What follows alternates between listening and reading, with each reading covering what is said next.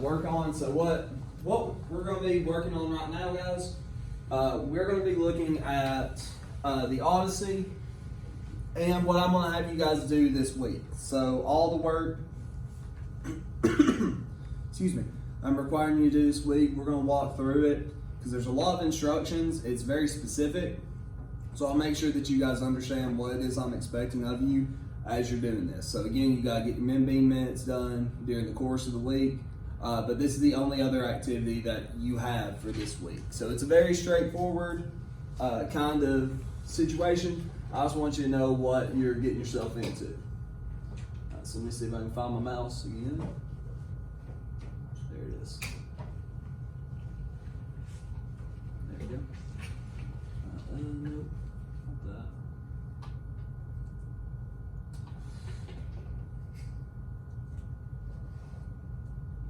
Okay. Alright, so down here in Module 4 where it says Odyssey Reading and Annotations, I need you to go ahead and click on that. Where it says Odyssey Reading and Annotations. Does y'all not have the... Y'all don't have the updated version. Okay. Let me pull up the updated version from a different class and I'm going to show you guys what it is I'm asking you to do this week. So I'm going to re-upload that here in just a moment. But for the moment being, I want you guys to be able to see what it is I'm expecting of you this week. There we go. That's what I'm looking for. All right. So just look up here as I talk through what it is I'm expecting to start off. Excuse me. This will be available to you here in just a minute. I'm going to open it up for this class period for y'all to be able to see it. Okay. So this week we start reading the actual Odyssey. So we get to begin reading the Odyssey, which I'm very excited about doing. So what I'm going to have you guys do, I want you to still understand more of the cultural background of it because a lot is riding on you understanding the culture surrounding the story because the story is so steeped in ancient Greece that you have to understand their legends, their lore, sort of the background information concerning it to really grasp what's happening in the story. So what you're going to be doing, I've assigned you certain pages to read out of the 12-page PDF that you have available here at the bottom. So that's the same PDF that you guys should have access to. It's going to be all of the Odyssey stuff that I want you to do this week.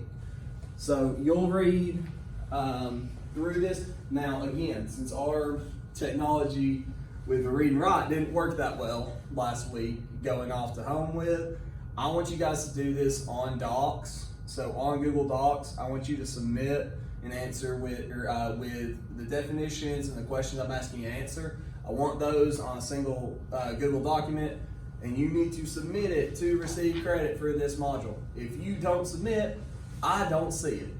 And that's been the problem for some students because you don't turn in your work and you click turn in or you don't put anything in there. That's not gonna help me out. I have to be able to see the stuff that you accomplished and that you did so I can give you a grade.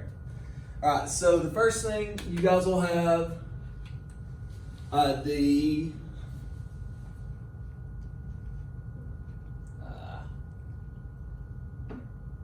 Alright, so you'll start off with these pages. So you'll read through pages 552 to 554, which are these pages right here.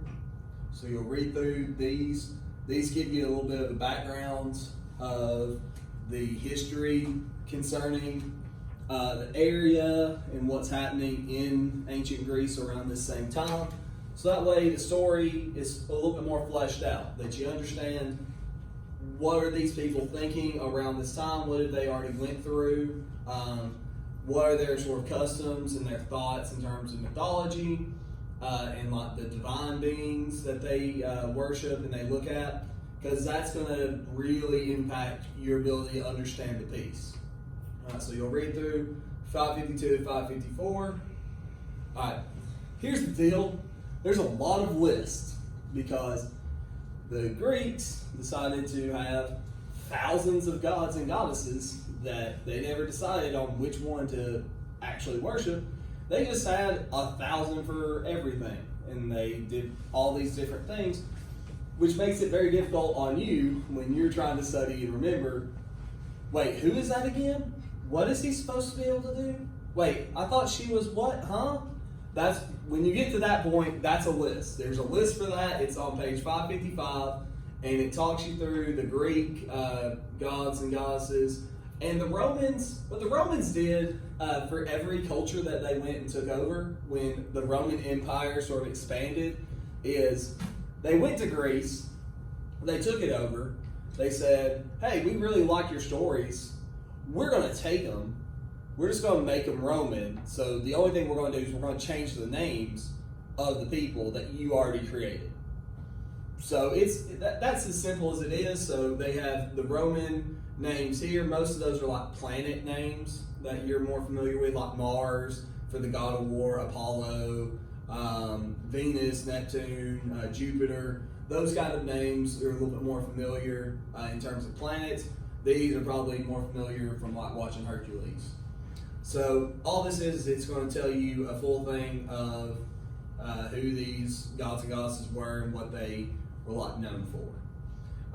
Here, this is the next one I want you to read, which is 556. Yeah, 556. I want you to read this. This is about Homer. If there actually was a real Homer, if he is an actual person or not. Because the lines when it comes to Odyssey are very blurred in terms of mythology and reality. And was there a real Trojan War? Was this something that actually happened, or is it exaggerated? Is this something that somebody just made up just to have a fun story to tell at the at the auditorium? What was the sort of the purpose? And so here you're going to read about sort of up in the air if Homer was real or not. So this is a very interesting piece where you're going to read about the supposed author or speaker of the piece. We're going to talk about this together. Miss Room, I'm answering. Yes, ma'am. It's Tommy.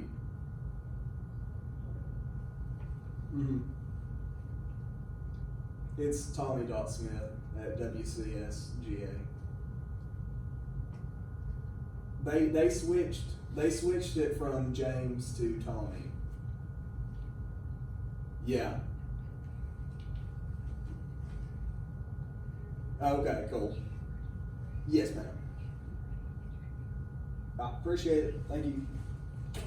Okay, what was I saying? We're going to be doing this one together as a class and talk through this because I want you to understand the literary elements that you're going to be encountering, because these are very important to understand why the story is the way it is.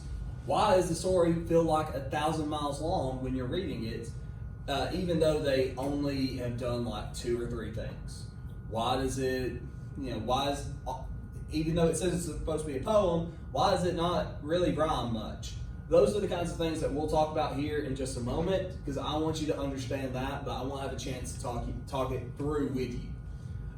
This is where you'll be getting your actual first assignment. You're going to find 6 words: plundered, fugitives, avenge, dispatch, ventured, and tactics. 6 words I want definitions for. Now, you will see the first, the definition for plundered when you start reading the Odyssey. You'll see the definition off to the side in like a footnote here off to the side, similar to what you have here where it talks about Homer. But you'll have it off to the side where it says plundered, to take something from somebody else, or to steal, or however it is that it phrases it. It's a short, quick kind of definition that helps you understand the words so that you understand what's happening in the course of the story. Okay, so you'll answer these. All you're doing is to find those words. The rest of this, do not worry with. This whole page, don't even think about. 558 doesn't exist. 559, I do want you to read this. This is, in terms of the Odyssey, this is the legend that they're basing the rest of the story off of. Because Odysseus, our main character, he fought in the Trojan War. And it's been 10 years since the Trojan War had happened. And now he's trying to get back home. And so he ends up on all these wacky adventures a little bit later on that sometimes turn very violent very quickly. But what happens is this is the specific legend that the story is based around, as opposed to what many people say it might have been. So this is how Homer, in creating the actual story itself, this is where his main basis of thought is on that one. Okay, so you'll read through that. That'll be that first little bit. Then I'm going to have you guys read 561 to 563, which is the actual Odyssey itself. So you'll come down here. Again, this is a list of all the characters you're going to see. There is no point in you reading this whole list for any reason. Now, eventually, you will need to come back and reference just so you know, wait, who are these people? I have no idea. Who is this supposed to be? Oftentimes, you'll see this off to the side, but it's a good sort of reference if you need it. Right now, you're only going to meet like 3 or 4 people in the first reading, so you won't need this for this today. Now, this first part that you'll see right here off to the side, that's where plundered, took something by force. That's the type of definition I'm looking for those 6 words. Something very similar to this. You can just use this one for plundered. Okay? Here in these first opening verses, Homer is invoking a muse, which we'll talk about what that means here in just a moment. But he's basically asking for inspiration from something to give him inspiration as he tells this story. Then you read through, get to sailing from Troy. This is where it tells about Odysseus and gives a little background on what's happening with him and his men. And then you'll come here and you'll stop at this line right before you get to the Lotus Eater section. Don't want you to read that. It's not worth it right now. We're going to move ahead next week. Since I'm going to have you guys in class twice, we're going to jump into Cyclops, which is one of my favorite pieces, and I'm very excited to start that one with you guys, especially since I get to have you in class twice, and we get to work through that together. That's going to be a very fun time. So to stop here, that'll be the end of it. There's 3 questions I want you to answer. Who's Odysseus in lines 53 to 57? What is Odysseus expressing about what he and his men felt? And that's specifically when it comes to seeing an army sort of appear. How do they feel? How threatening did the enemy appear to Odysseus? Just based on his reaction, what he says. How do you think he was sort of seeing them? How do they appear to him? So that'll be what I'm looking for from you guys on this. Okay. Right now, I'm gonna open up that assignment so y'all can see it and send that to you guys.